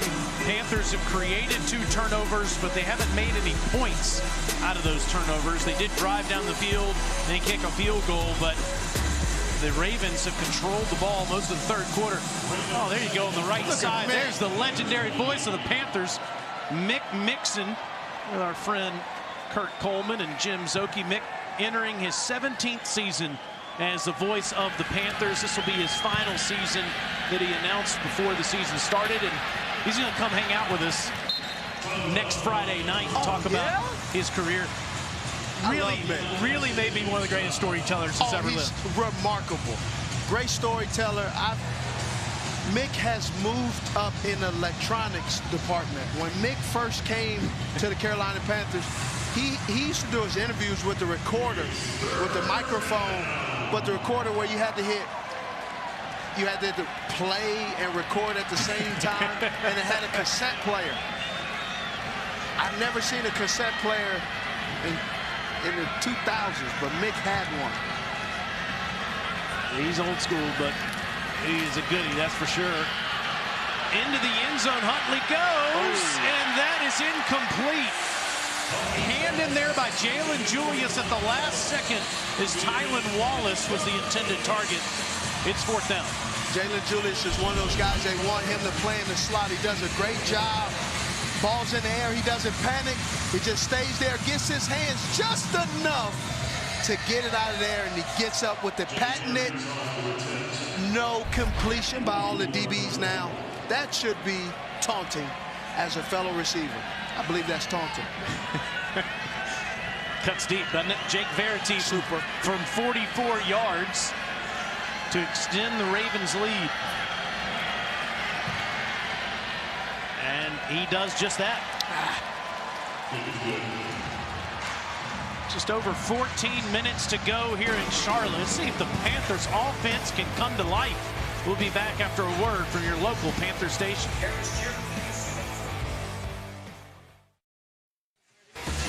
Well, it's kickoff time now for the Carolina Panthers. Time to return one, and this is one of the best in the history of the team. Hi, my name is Steve Smith. I'm from Los Angeles, California. If you didn't know who I was before this play, you know now. Great block by Carl Hankton. 95 yards to the house. One of the blockers in front of me was Big Chester. I get Dean Wells. Ton of great players. Punch him out. You took me in the 3rd round. I can't believe it. Immediately introducing himself to Panther fans. My little girl was born 3 days before that punt return. Miss Bailey. That kickoff return. Bailey Smith. You can't return many kicks, though, these days, like you could back then. They kick it through the end zone, as you saw just there. Look at all that return yardage you had 20 years ago. 1,400 yards, 2 touchdowns. They had almost half as many opportunities last year. Yeah, but I probably shouldn't say it this way, but we were getting our butts kicked a lot, so it was that was the one win. Yeah, I mean, they were kicking off. I think I had like 10 against the Rams because they were just scoring. Now, this Carolina team needs to stay on the field on offense. Darius Clark gets his first carry, the rookie from Newberry, who's signed by Carolina in March. Yep, The Ravens just had a 14-play drive that used up 7.5 minutes. Time for the offense to stay on the field. And the Ravens have had 0 penalties called on them in the second half. That's kind of abnormal. In the whole game. Being a former Raven, and I would like to say that's abnormal for a team like that. There's usually something going on. Shi Smith just mistimed his jump there. Thrown in between 2 defenders. Great arch on the ball. Misread it. Look at that little hang time. He mistimed it, but he still hung up in the air. So for an average guy like you, that's mistimed. And our producer, Rob, that's not mistiming. Wow. That's just called airtime. How come Kevin Maloney and Freddie Kiger don't get called out? Because Kiger is an elder who has lived a lot longer life than me, and I hope to see that. Wow, unreal. You 3 bums, I'm not worried about it. Reichley and Sarzer are getting terrible treatment here. That's You incomplete. called out my golf game last week. Well, don't play victim. You deserved it. Fortunately, I had Kurt Coleman to make a 40-footer on me to cost me a couple bucks. Look at Coach Rulers. Look at, are they talking about golfing, Steve? I think he's pretty frustrated by the offense's inability to move the chains tonight in the second half. That was the same problem last week. You saw a competitive team in the first half that could have scored more points last week and this week, and in the second half, just out of rhythm. Out of rhythm is the strong word. But you got to make plays. You got to have a guy that's going to make a play in rhythm. Fair catch at the 32-yard line after a 42-yard punt. It's a different game today with the lack of kick returns, but it's a different game altogether from the college level to the pro level. In college, you see all these signs that tells you what kind of plays they are, how they look. Where you get a picture of Barney Rubble means that we're running Flintstone and going fast. Who knows what's going on? That 10-yard penalty they administered at the end of the play. First down, Baltimore. Another penalty on the Panthers, their 5th of the game. So that's interesting what you just said about play calling, because Joe Brady, the offensive coordinator for the Carolina Panthers, was the offensive coordinator at LSU 2 years ago as they won the national championship. But other than that 1 year, Brady's been an NFL guy. And he said the transition 2 years ago was difficult because you had to simplify things. Now, this is not a Panther play. It's not a Panther play. This is spread right, left, pass, Bob, right, Pepper, Z, Puma. Puma is an out and up. You got a Pepper going across the middle. The Bob is faking the handoff. And all of that you have to figure out. So when you have all of that stuff, it's really hard to figure out. You got to figure out who can play. What you got right here? Twin right empty. Gun gone right. 782 Indy. Wide twist. H. Look. That is a lot of responsibility. There is no pictures in this cartoon. You have to be able to riff. Reading is fundamental. And again, that's not a Panther play. No, it's not. But at the collegiate level, like you said, you're holding up a poster board, and that's telling you what to do on the play. And Another first down. At the professional level, it's a very different thing. How about one more? This last play, deuce right, orbit scat right, bang 836, H swing M. Bang 8 is actually one of the traditional plays. It's a skinny post. I took that skinny post. Matt Moore's the quarterback, broke my forearm. That's why they call it a bang 8. Throw it up top, throw it between the numbers. I'll protect myself. Oof. You throw it up high, me and you talking on the sideline. You throw it low, your car will be on bricks when we get back home. I'm still cringing about that one. I remember it like it was yesterday against the Giants. But again, to the point we're making, Smitty, is that at the collegiate level, you're putting up poster boards on the sideline instead of putting all that verbiage. Yes, and the quarterback, the offensive lineman, the tight end, the wide receivers, running back, they're all looking at the sideline, looking for that picture. In the pros, they're not looking at that picture. In the pros, they are in a huddle. And we had a player that didn't have a shoe on. Yeah, that was Doug Middleton. He must doesn't have a shoe contract. Nike's aren't coming off like that. Another completion for the Ravens as they continue to get chunk yardage as Huntley's gone the distance tonight. It was Devin Gray with the reception. To finish off that point about the play calling from college to the pros, if you're Shi Smith or Terrace Marshall or Tommy Tremble, a rookie for the Panthers or for any team for that matter, there's a transition, right? There's a huge transition because now you're thinking. You used to, the pitcher just told you everything. Now you have to say, okay, bang 736 or bang 836. Am I the 6, which is a dig or a comeback? Am I the 3, the quick out? But when you're the 3, Huntley incomplete. when you're the 3, as a wide receiver, that's a quick out. But as a tight end, that can mean that's an under route. So the numbers all there. You got great pressure. Huntley gets out. Huntley notoriously does not do well on the run. He's a guy that does better stationary stand, delivering the ball with his feet planted. Frank Herron is the man that got that pressure, second-year player out of LSU.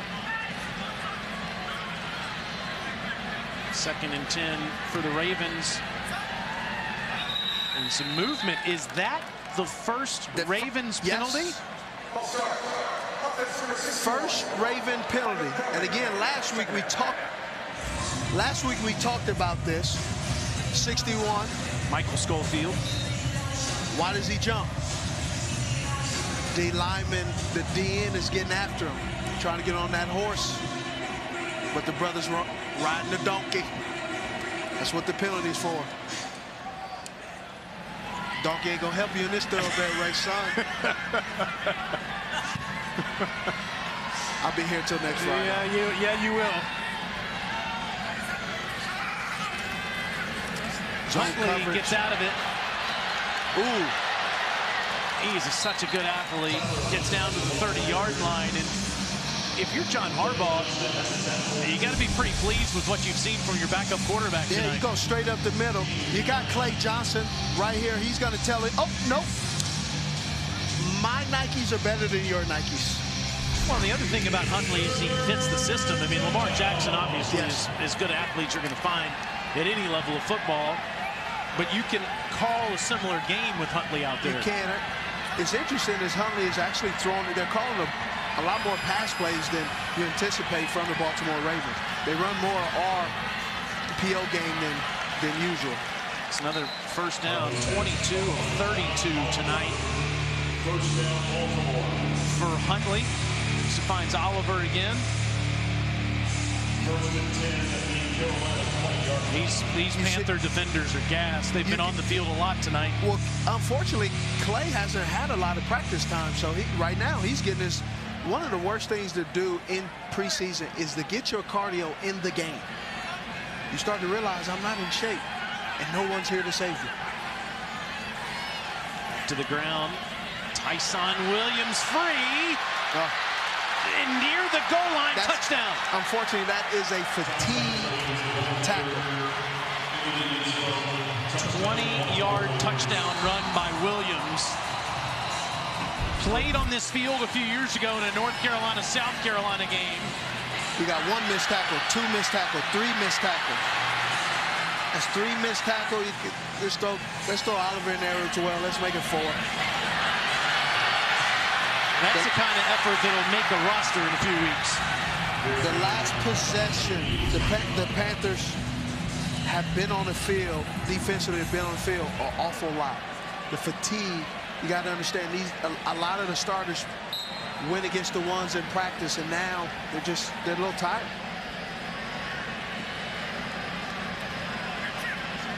Verity makes it 20-3 Ravens with just over 9 minutes to go. Tyson Williams from Sumter, South Carolina extends the Ravens lead. We're back after a word from your...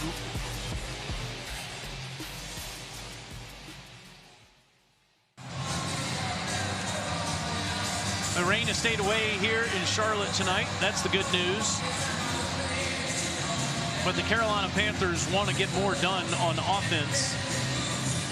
You know, one thing that's interesting, Steve, is the practice squad battle, and some may say that isn't that big of a deal, but in these COVID times, yes, it is. You got 16 guys that you can carry on the practice squad, and if somebody has a medical issue, it literally is next man up. 2019, you only had 10 practice squad. Now you got 16 guys. The purpose of the practice squad, they do 3 things. Most importantly, you keep guys that you want to develop. Secondly, COVID-19, and thirdly, having enough bodies just to practice. Go down to 80 players next week, and then 53 players on August 31st. A man that is going to be on this team all season is Jermaine Carter, standing by with Kristen. That's right, Jermaine. We open up this broadcast. Steve Smith calling you the quarterback of this defense. We talked to Matt Rule yesterday, and he said people are not talking about you enough. As the quarterback of this defense, I saw you just over there talking to the guys who were just in. How have you been guiding the rest of the team during this game? No, what I just told those guys, they're running the same play. They're running a power. They're going in King Pro. And then they're short motioning the Z receiver, and they just running power every time.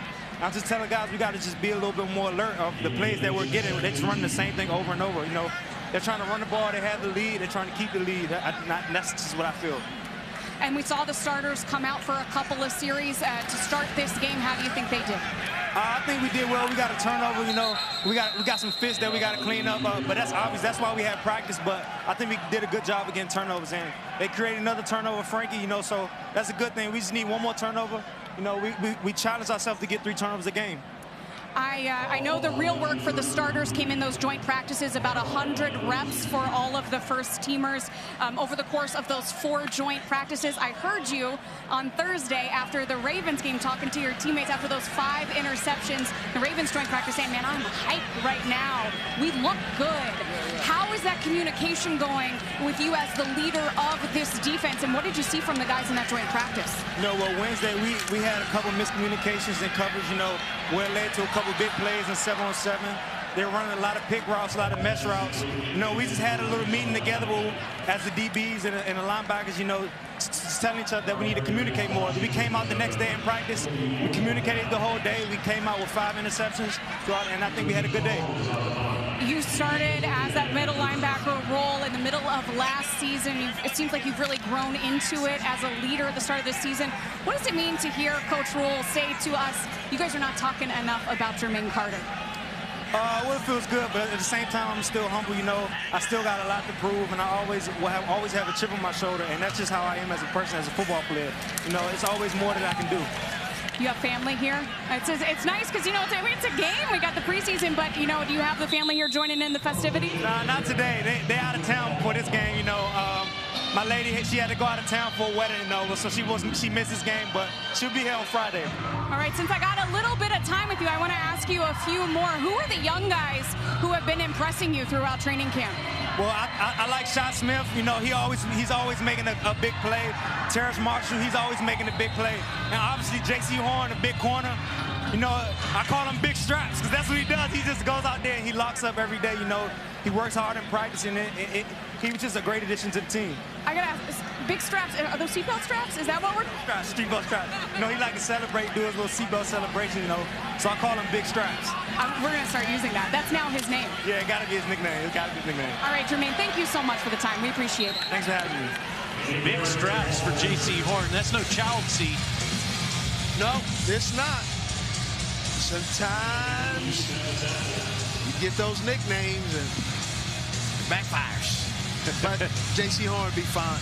Hey, to Jermaine Carter, that was a great interview Christian just did with him. Outstanding. And he's got a lot of passion and charisma that I think that is necessary if you're going to be the leader, the quarterback, as you said, of the defense, line everybody up.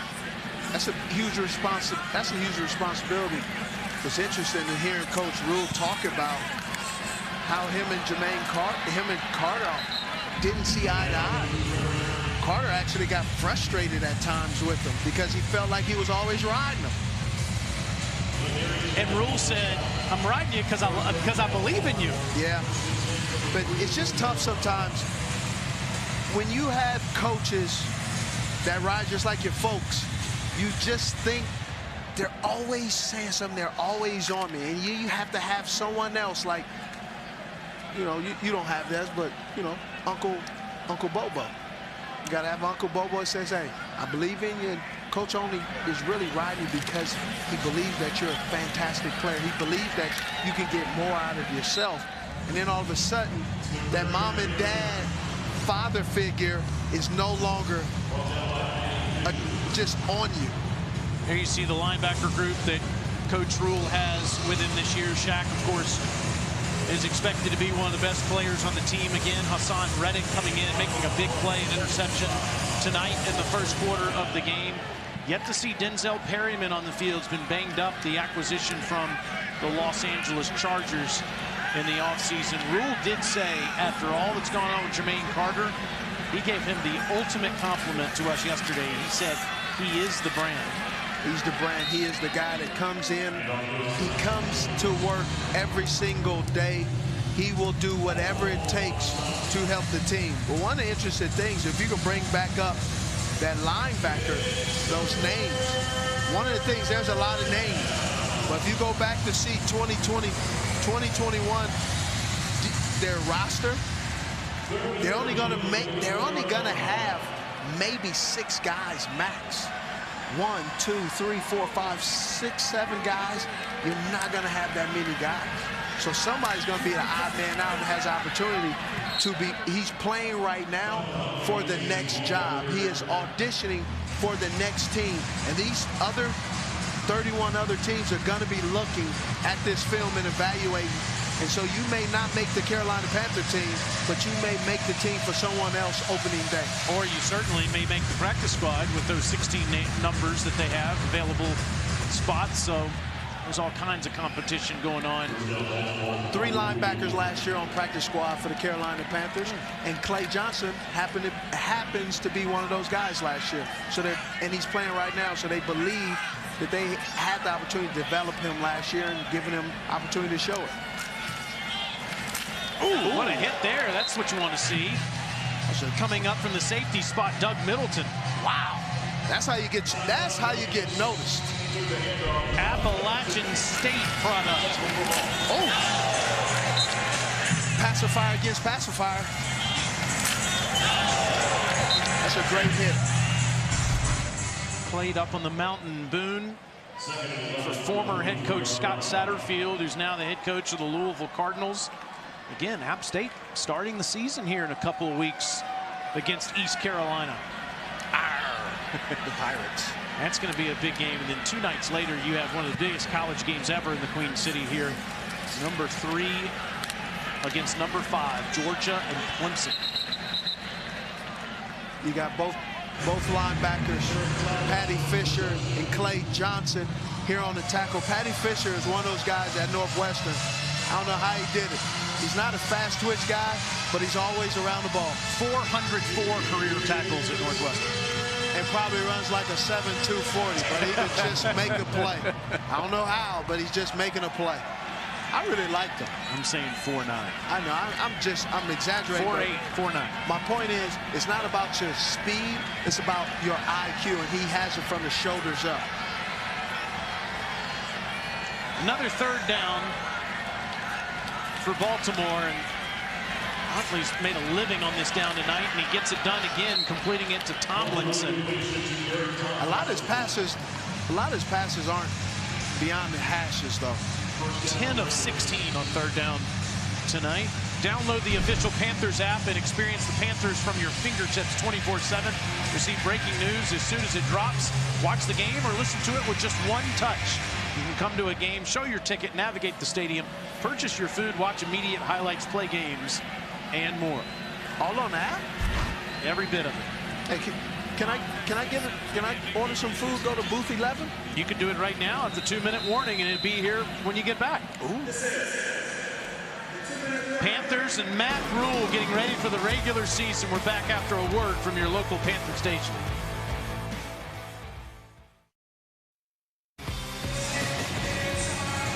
Two-minute warning here in the 4th quarter. Taylor Zarzer, Steve Smith Sr., and Kristen Balboni.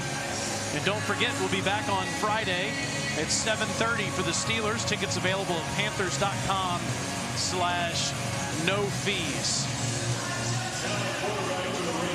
Score big with your group at a Panthers home game this season, whether you're entertaining clients and employees, a youth sports team, or church group. Panthers group tickets offer you the chance to create memorable moments with those who matter most. For 2021 group ticket information, visit panthers.com/tickets/group. Panther off defense has been on the field most of the game tonight, as the Ravens have owned the time of possession in this game, having the football more than 36 minutes. It's a long time. I mean, it's unbelievable. Tyler Huntley, the quarterback for the Ravens, has gone the entire way. Many remember, if you listened here in Charlotte to sports radio, Smitty and me doing some radio back in the day, and how we first got to know each other is when I was covering the Panthers. You said, I want to learn more about radio, and you said, I'll come to the station and see you do your sports radio show, but I want to be an intern. You didn't want to go on the air. Correct. So you said you were intern Smitty. And I said, well, I already have an intern Davis. And you said, well, I want to follow intern Davis around. Well, guess what? What? Davis and his wife, Mary, just brought in a new Panther to the world today.